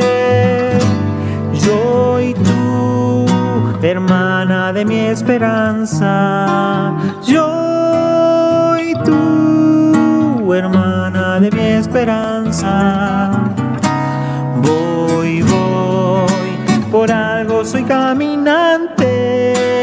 Canto de un tiempo de madrugada. Cantor de un tiempo de madrugada. Y andaré en la huella, siguiendo una estrella. Y aunque escuchamos al tucumano Manu Sija, multiinstrumentista. Con un detalle, es un multiinstrumentista, toca entre otros instrumentos el violín, el bajo, la guitarra y el bandoneón, más teclados y percusión. Autodidacta.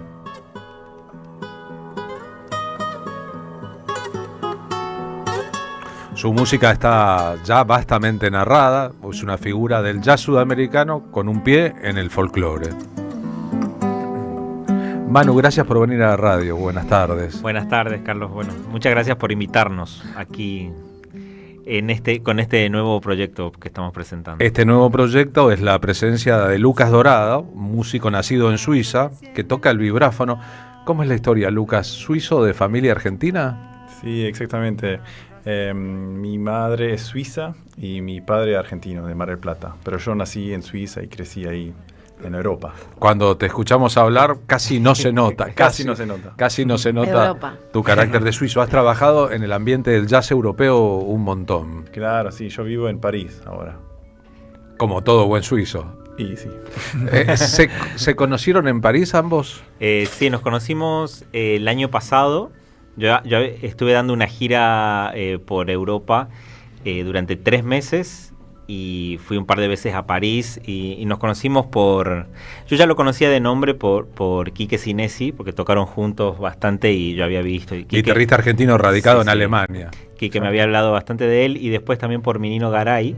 Percusionista cordobés radicado en París. Exactamente, que fue él el que nos juntó.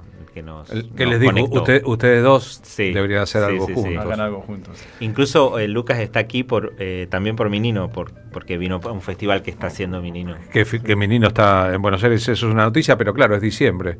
Sí. Y eso se explica un poco. Te contó tu compañero de rubro, ahora van a tocar juntos este jueves 11 de diciembre a las 9 de la noche en el Café Vinilo en San Cristóbal, que un día Pat Metheny fue a verlo a él y lo choluleó, ¿o no te lo contó todavía? A Manu lo choluleó Pat Metheny. ¿No te lo contó? Sí, ¿no sabía? No, yo no sabía nada, no. No, es que me da vergüenza a veces contar tanto. Bueno, ¿querés que lo cuente yo? Un día en el medio del monte tucumano, Manu Sija grabó una versión de un tema de Pat Metheny. Sí, esa la conozco. Que dio la vuelta al mundo, evidentemente. Un tiempo después estaba haciendo una gira y estaba tocando en Nueva York. Estaba, claro, iniciando una gira en Nueva York y otras ciudades de Estados Unidos, y al primer concierto que hice, que era en un clubcito de jazz en Harlem, llegó Pat. Llegó Pat Metheny. Sí. ¿Y qué pasó? Esta es la versión que grabaste, ¿no? Nada, vio todo el concierto y bueno, siempre digo que por suerte yo no sabía que él estaba ahí mientras estábamos tocando. Si no hubiese podido seguir. Si no hubiese sido un desastre. Y como era el primero, estaba muy con muchas ganas de tocar, con mucho power, entonces estuvo bueno, la verdad. Y nada, cuando bajé, él estaba ahí esperando para saludar. ¿Y qué te dijo? ¿I am your fan? ¿Te dijo eso? Me dijo eso y me dijo que nos juntemos. Y nos juntamos, no sé, una semana después en su casa, a guitarrear. A guitarrear. Sí. Y bueno, y después pasaron varios años y de eso pasaron 5 años cuando yo fui elegido para abrir sus conciertos aquí. Lo que pasa que después fueron 2 años más porque por la pandemia se canceló ese concierto, era en el 2020 y se terminó haciendo en el 2022. Estaría como furioso Pedro Aznar. No, y en ese interín lo conocí a Pedro también, muy buena onda. Sí. Estoy haciendo una referencia a otro multiinstrumentista argentino que tocó, como todo el mundo sabe. Uno de mis ídolos. Y la verdad que realmente cuando yo hice este video de Fear Circle, mi intención era que lo vea Pedro, no Pat. O sea, yo nunca pensé que iba a llegar a Pat.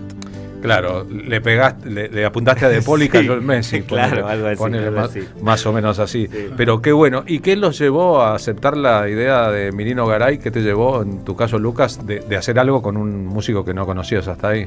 Sí, bueno, él también ya me había hablado de Manu Sija, yo lo conocía también por el video, yo lo vi, Firster, que también ya lo conocía. Por Quique, bueno, con Quique tocamos mucho porque yo vivía en Berlín, después yo me mudé a París, entonces empecé a tocar mucho con Minino, y un día cayó Manu porque estaba haciendo esa gira, tocó con Minino y él me invitó, dijo, vení, tocamos todos juntos. ¿Y qué te pareció? Vos tocás el vibráfono. Yo toco el vibráfono, sí. Un instrumento muy específico. Sí, muy específico. Manu nunca sabés qué va a tocar. Exactamente. No, y aparte él en su música, más allá de que nació en Suiza, tiene muchos elementos también de la música argentina. Entonces eso nos conectó bastante. Total. Sí. Son como dos vidas muy diferentes. Vos sos un chico nacido en el Tucumán profundo, sin ninguna relación con el mundo, que un día a los 9 años dijiste quiero tocar, ¿qué? Un poquito antes, en realidad no dije quiero tocar, es como que me cayó en las manos la guitarra, pero sí, más o menos a los 9 es que yo decidí que quería tocar el violín, que hoy no lo traje, pero es el instrumento con el que más me apasioné en un principio. Después, o sea, me agarró la locura de querer tocar todo al poquito tiempo. Pero bueno, sin profesores a la vista. Sin profesores en ese momento, porque yo soy de un pueblito muy chico de Tucumán que se llama Simoca, conocido por zambas y... Sí, la de Simoca. Claro. Entonces, claro, no había ahí lugar y me tenían que llevar por lo menos 40 kilómetros al conservatorio. ¿Y quién te llevaba? Y me llevaba cuando conseguimos el violín, porque eso fue lo más difícil en ese momento, conseguir un violín que me presten, porque no teníamos para comprar, me llevaba mi viejo. El tema es que cuando me llevaban era una época complicada. Bueno, siempre son épocas complicadas acá, pero... Eran los 90. Eran los 90 y había demasiados paros docentes. Gobernaba un innombrable allá. Gobernaba Bussi. Sí. Domingo Bussi. Entonces había semanas enteras de paros y mi viejo me llevaba y no había clase, entonces me tenía que volver y... Mirá qué rara la situación, ¿no? Que la solución era Palito Ortega. Claro. Entonces tuvimos que... Yo debo haber aprendido como a agarrar y un par de escalas y después seguí solo. Hasta los 16 que volví a retomar. El último instrumento fue el bandoneón y no es por un coleccionismo, sino porque vos tenés un virtuosismo que no parece tener explicación, como salido de la nada. Sí, el último instrumento que aprendí a tocar así como de ponerme fue el bandoneón hace ya 6 años, 7 más o menos. Bien, ¿te querés ir a parar detrás del vibráfono? Gracias por haber venido hasta la radio con el vibráfono que Por implica... haber traído el vibráfono, ¿no? Que no es tan portátil. Los que no vean el instrumento, porque están escuchando la radio, sepan que tiene el tamaño de un ataúd, más o menos, ¿no? Y de un piano, y que hay que traerlo desarmado y hay que armarlo. Con todos los tornillitos que tiene. Y afinarlo, ¿no? Un poco, cuidar la afinación, en todo caso. Sí, justo eso le pregunté si se desafinaba cuando lo estaba armando y me dijo que no. A ver cómo suena solo. Bueno, ¿tocamos una? Con mucho gusto. Vamos a tocar una de... No una, la primera. La primera composición de Lucas se llama Lunecer. Es una especie de candombe. Claro, correrla para atrás porque acá en la cámara se renota el vibráfono. Ahí va, eso. Gracias, Manu. Ahí está. Excelente. Cuando salga la luna en Simoca. Exactamente. Vamos.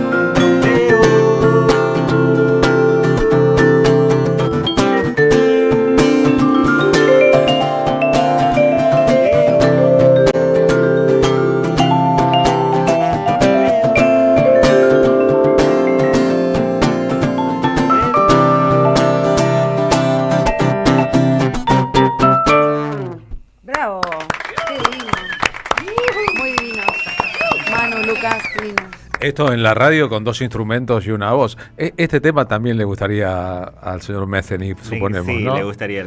Es muy del estilo vocal de sus bandas. Por eso me gustó a mí también. Es posible que sea así. ¿Es tu músico estrella, tu músico faro?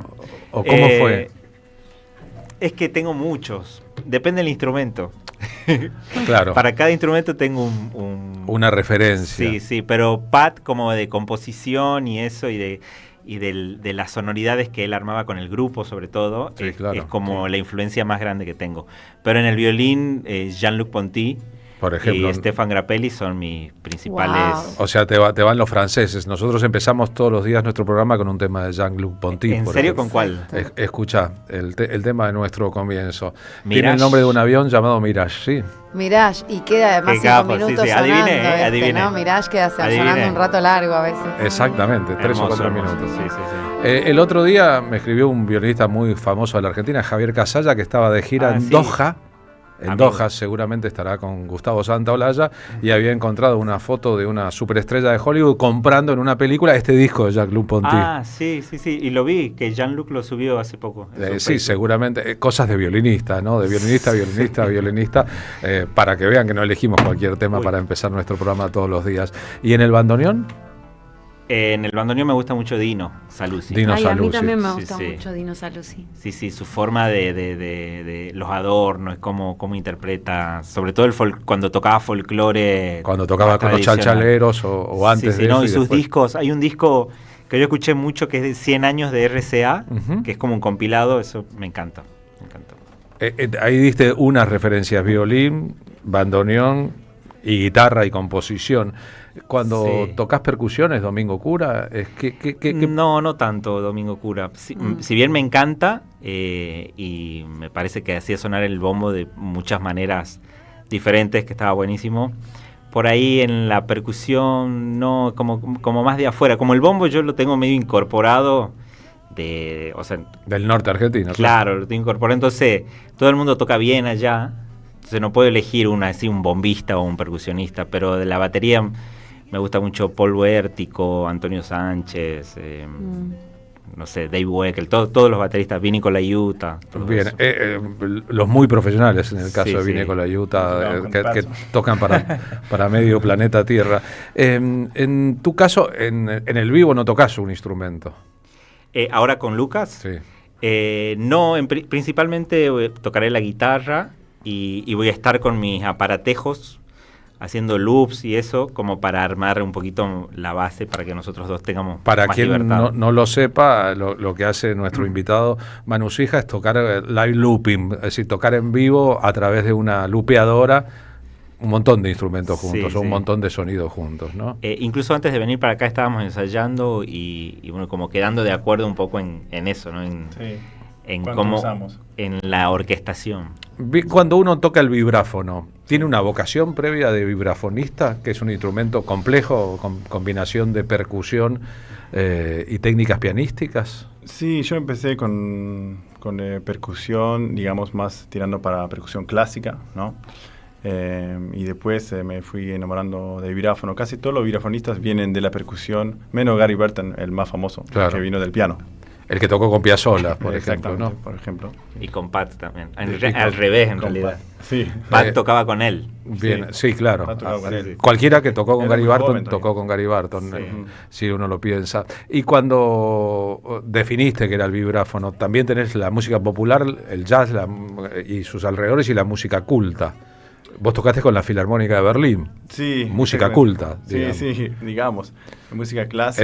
Entre comillas, ¿no? Sí, música contemporánea, música clásica. Hice mucho eso también. No es lo que yo elijo como para mí mi camino como solista, pero si me llaman, yo voy y puedo tocar esa música también. Cuando ganaste el concurso internacional de vibrafonistas en Pescara, en Italia, ¿por qué lo ganaste? Años. En 2017, no tanto, depende de la edad. ¿Por qué lo ganaste?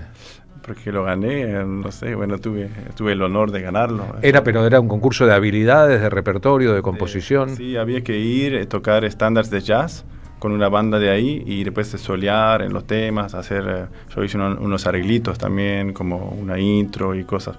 eso les gustó también a los jurados, que fui como más allá de los temas. Está bien, podemos aprovechar la ocasión y que hagas un poquito lo mismo. Concursante número 33 por Suiza, el señor Lucas Dorado, se para en el vibráfono y va a tocar ahora improvisando.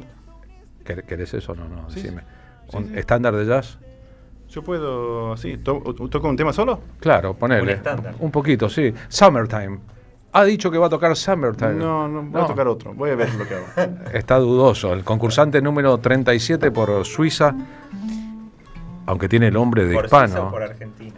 El señor Lucas Dorado. Beatriz voy a tocar. Beatriz.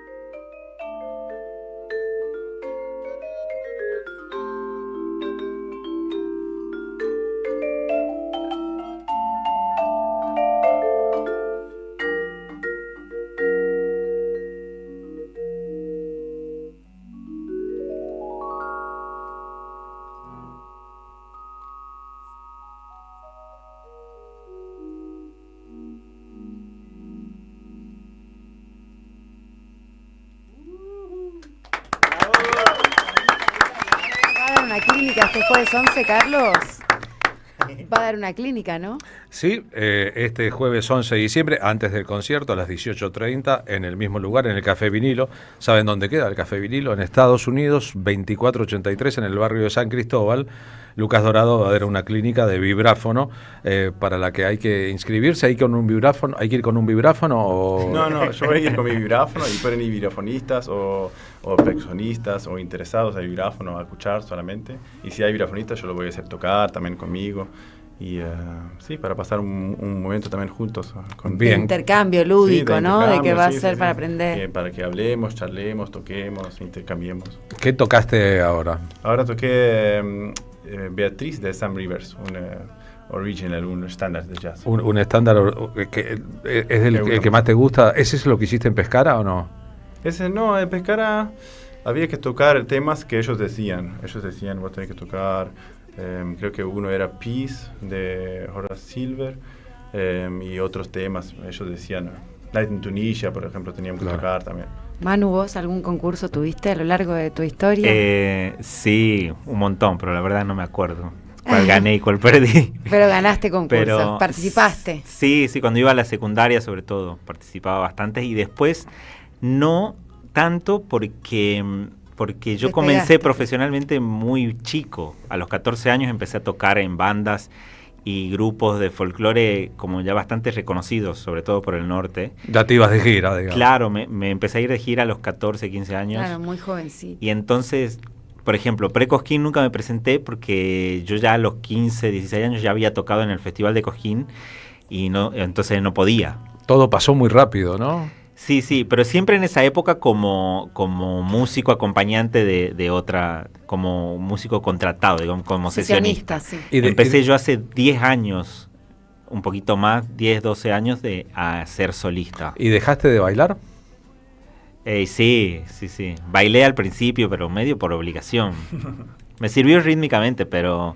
¿Pero por qué por obligación? Porque yo tengo una hermana mayor, 3 años, y ella le encantaba bailar, y para que yo no me quede en la casa molestando, me mandaban a mí también. Anda a bailar. Obligado, claro, a bailar folclore. Anda a bailar, así que con la hermana. Empezó la carrera, bueno, Caetano Veloso y María Betania empezaron igual. Caetano, anda a acompañar a tu hermana que para no dejarla sola. Yo iba sola. a gimnasia deportiva con mi hermana y al boliche, Sí, arranqué así, pero también al llegar ahí es que yo me encontré con un bombo. En mi casa no había bombo, había una guitarra que estaba rota y como que no funcionaba. Entonces en las clases de folclore es como que me encontré con los instrumentos por primera vez, así que estuvo bien. Les vamos a pedir que toquen una más los dos juntos aquí en la radio antes de concluir el programa.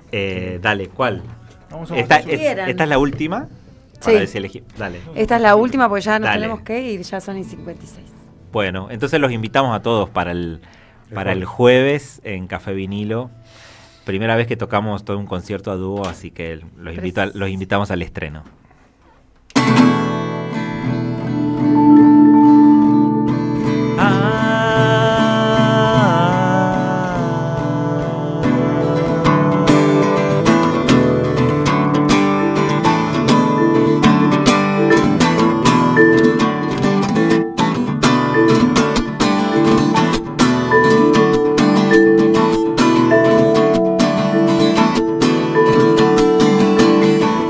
Ojos azules, no llores, no llores ni te enamores.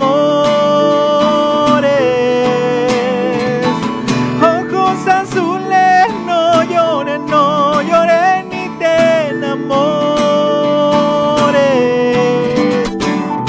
Llorarás cuando me vaya, cuando remedio ya no haya. Llorarás cuando me vaya, cuando remedio ya no haya.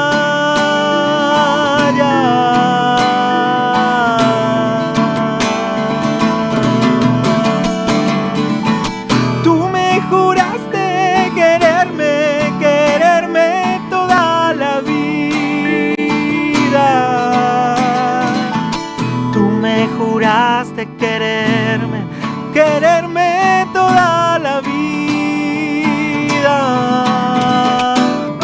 No han pasado 2, 3 días, tú te alejas y me dejas. No han pasado 2, 3 días, tú te alejas y me dejas.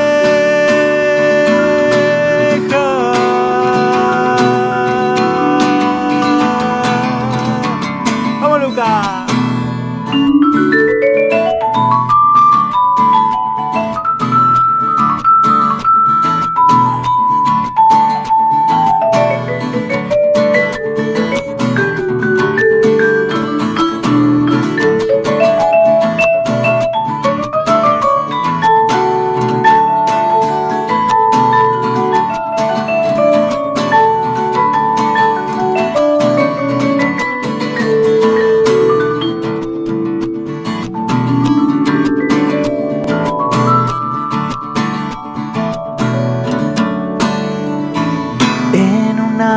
Copa de vino, quisiera tomar veneno.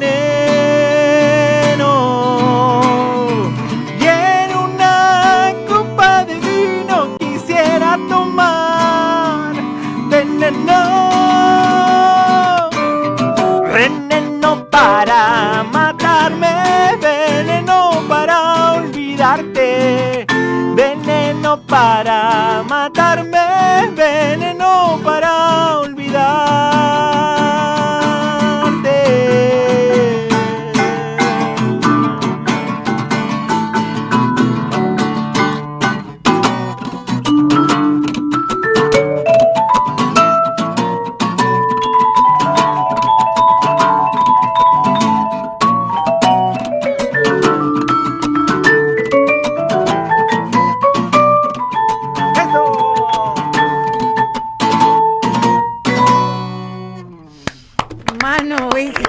Lucas Dorado se presentan en el vinilo. Muchas gracias, chicos. Gracias por haber anticipado aquí el concierto de este jueves a las 21. Gracias por haber venido a la radio. Muchas gracias a ustedes. Muchas gracias por la invitación. Y por el trabajo que eso involucra. Saben que hemos terminado el programa, ya viene, ya Pablo Caruso y gran equipo y vuelven las ideas a la M530. Hasta mañana. Hasta mañana, gente, gracias.